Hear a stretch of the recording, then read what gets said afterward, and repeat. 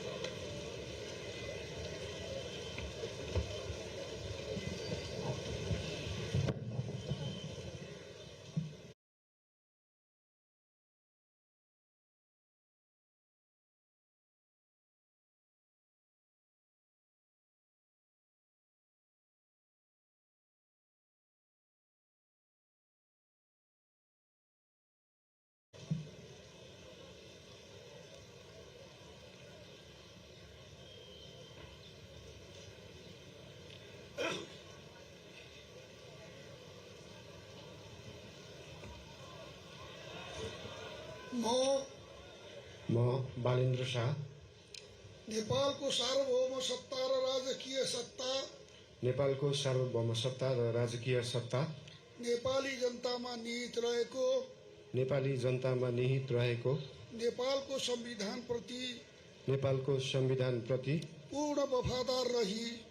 वफादार रही सत्यनिष्ठापूर्वक प्रतिज्ञा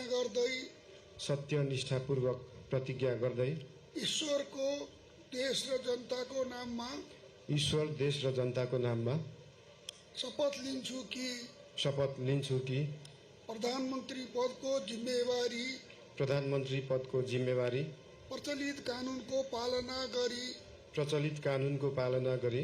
मुलुक र जनताको भलो चिताई कसैको डर नमानी पक्षपात नगरी पूर्वाग्रह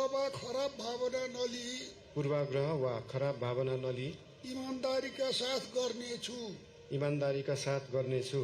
र आफ्नो कर्तव्य पालनको सिलसिलामा आफूलाई जानकारीमा आएको कुरा म पदमा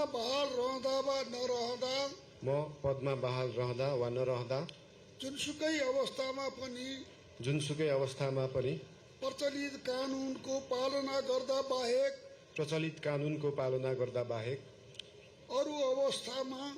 अरू अवस्थामा कुनै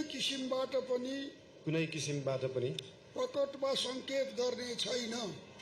संकेत गर्ने छैन। धन्यवाद। यसपछि नवनियुक्त सम्माननीय प्रधानमन्त्री